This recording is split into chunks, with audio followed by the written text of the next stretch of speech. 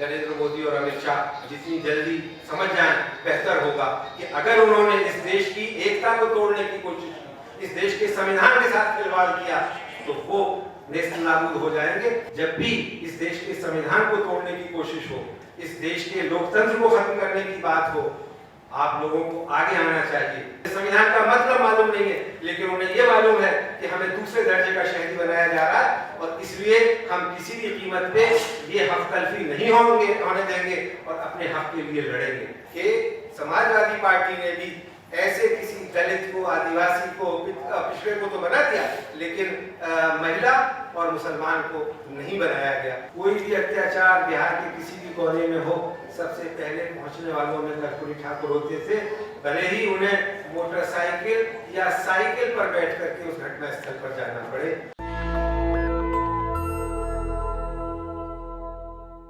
जो ये कार्यक्रम आप साल भर तक कर सकते हैं, जिनका नाम अभी लिया जयशंकर भाई ने, लेकिन जो हमारे पुरखे हैं, आचार्य नरेंद्र देव, जयप्रकाश नारायण लोहिया जी को तो सब जानते हैं, लेकिन उनके अलावा 40-50 ऐसे बड़े समाजवादी पार्टी, सोशलिस्ट पार्टी के नेता हुए जिन्हें शायद आज लोग न जानते हो, लेकिन जिनकी वजह से आज पिछड़ी जातियों का नेतृत्व खड़ा हुआ है, उसके लिए उन्होंने नींव का पत्थर बनने का काम किया।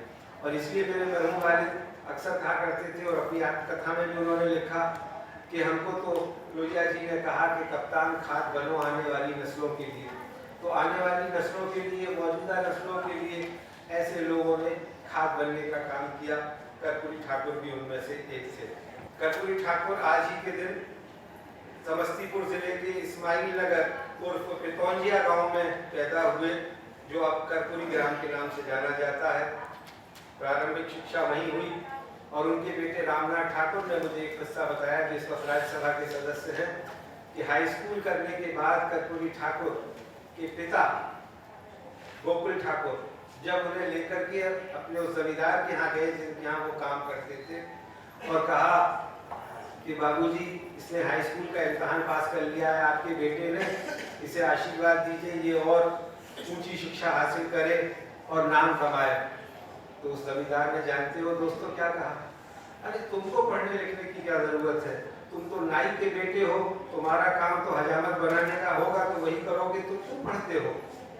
ये उस गांव का जमींदार उस बच्चे से कह रहा था जो न सिर्फ जिसने राष्ट्रीय आंदोलन के दौरान अपनी जवानी गंवाई और कई महीने अंग्रेजों की जेल में गुजारे, बल्कि उस आदमी के बारे में ये बात कही जा रही थी जो बिहार का भावी मुख्यमंत्री था और जो 2 बार उस राज्य का मुख्यमंत्री रहा। दोस्तों, 1952 में पहला आम चुनाव हुआ और वो चुनाव प्रजा सोशलिस्ट पार्टी के टिकट पर कर्पूरी ठाकुर जीते, और शायद विधानसभा का कोई ऐसा चुनाव मरते दम तक ऐसा नहीं था जो उन्होंने न जीता हो। लोकसभा का तो चुनाव वो एक बार जीते भी और 1-2 बार हारे भी, लेकिन विधानसभा के लगातार सदस्य बने रहे। और जैसा अभी यहाँ बताया गया कि कई बार तो बिहार में दलितों पर, पिछड़ों पर, अकलियतों पर, समाज के दबे कुचले लोगों के खिलाफ कोई भी अत्याचार बिहार के किसी भी कोने में हो, सबसे पहले पहुंचने वालों में कर्पूरी ठाकुर होते थे, भले ही उन्हें मोटरसाइकिल या साइकिल पर बैठ करके उस घटना स्थल पर जाना पड़े, लेकिन कर्पूरी ठाकुर उसे अपनी ये जिम्मेदारी मानते हुए, अपना नैतिक दायित्व मानते हुए वो वहाँ पहुँचते थे, और अगले दिन उस घटना की जो खबर थी वो कर्पूरी ठाकुर के बयान के साथ लोगों के सामने आती थी। आखिर कर्पूरी ठाकुर में ऐसा क्या था, क्यों आज हम उन्हें याद कर रहे हैं? कर्पूरी ठाकुर में ये था कि समाज के सबसे निम्नतम स्तर से आने वाला व्यक्ति अपने बलबूते पर, इस भारतीय लोकतंत्र के सहारे, इस भारतीय संविधान के सहारे जो बाबा साहब अम्बेडकर ने 26 जनवरी 1950 को हमें दिया था, वो न सिर्फ किसी राज्य का मुख्यमंत्री बन सकता है, बल्कि प्रधानमंत्री बनने की भी कुव्वत रखता है। और कर्पूरी ठाकुर हमें यही बताते हैं। सवाल मंत्री, मुख्यमंत्री या प्रधानमंत्री बन जाने का नहीं। कई बार हमने देखा है कि इन वर्गों से आने वाले लोग वो उतना नहीं कर पाते और हमेशा एक तरह का की गिलानी, एक तरह का गिल्ट रहता है कि शायद अगड़ी जाति के लोग क्या कहेंगे, शायद हमारे आका क्या कहेंगे। लेकिन कर्पूरी ठाकुर ने जो तय किया उसको किया। जयशंकर भाई ने लिफ्ट का उदाहरण दिया, कर्पूरी डिवीजन का जिक्र किया, ये बातें सही, इनकलाब पैदा कर दिया इन चीजों ने, क्योंकि अंग्रेजी में फेल होकर के और बाकी सब्जेक्ट में पास होने वाला बच्चा 8वीं क्लास में चला जाए, ये कैसे अपर कास्ट को बर्दाश्त हो सकता। लेकिन कर्पूरी ठाकुर ने ये बताया और उससे लाखों करोड़ों गरीब बच्चे न सिर्फ ये कि उनकी तालीम पूरी हुई, आगे बढ़े, बल्कि IAS IPS बने, मंत्री और सांसद बने। और इसलिए कर्पूरी ठाकुर को याद करना जरूरी हो जाता। दोस्तों, क्योंकि समय कम है और शायद हॉल का वक्त भी पूरा हो रहा है, इसलिए बहुत मुख्तसर अपनी मैं बात करूंगा। और मैं ये बताना चाहूँगा और RS यादव साहब से निवेदन करना चाहूँगा कि अगले हफ्ते भूपेंद्र नारायण मंडल का जन्मदिन है, 1 फरवरी को।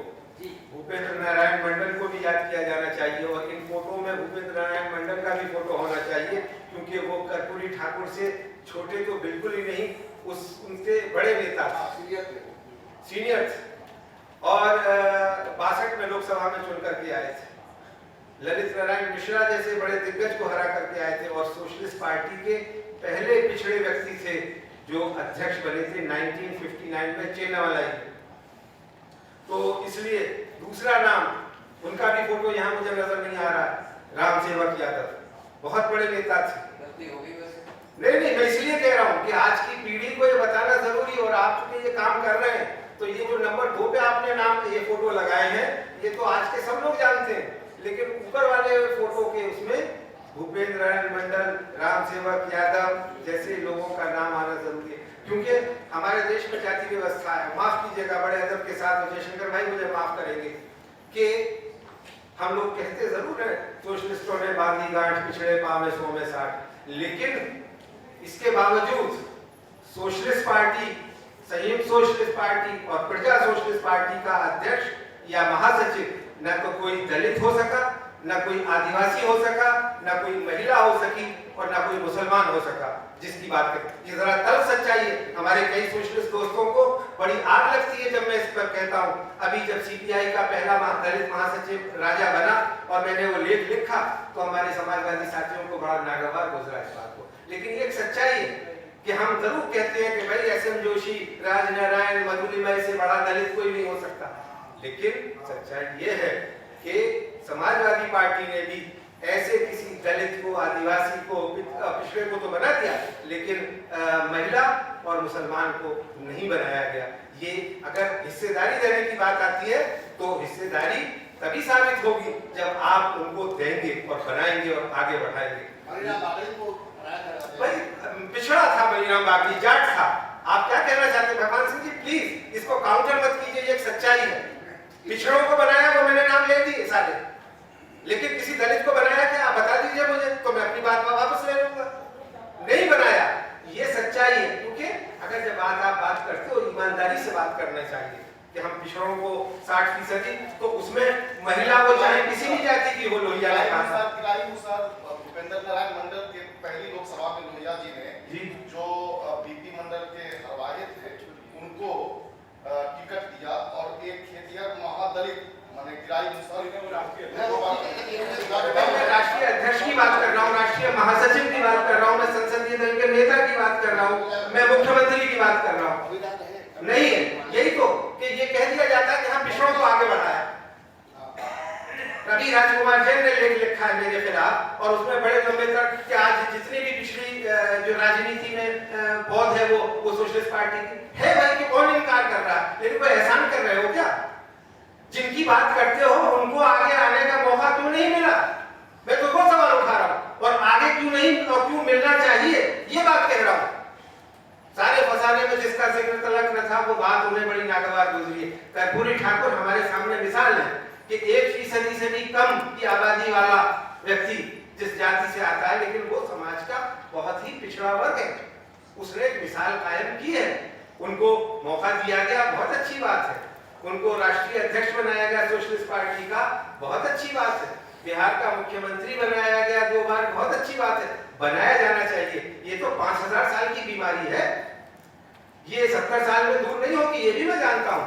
लेकिन उसके विशेष अवसर का की जो बात है, महिलाओं को जो आगे लाने की बात है, हमने कितनी महिलाओं को हम आगे लाए, कितनी महिलाओं को, यहाँ बहुत सारी तादाद में महिलाएं आई और मेरी तबीयत खुश होती है यादव जी, जब आपके हर कार्यक्रम में मैं महिलाओं की बड़ी भागीदारी और हिस्सेदारी देखता हूँ, और वो होना चाहिए।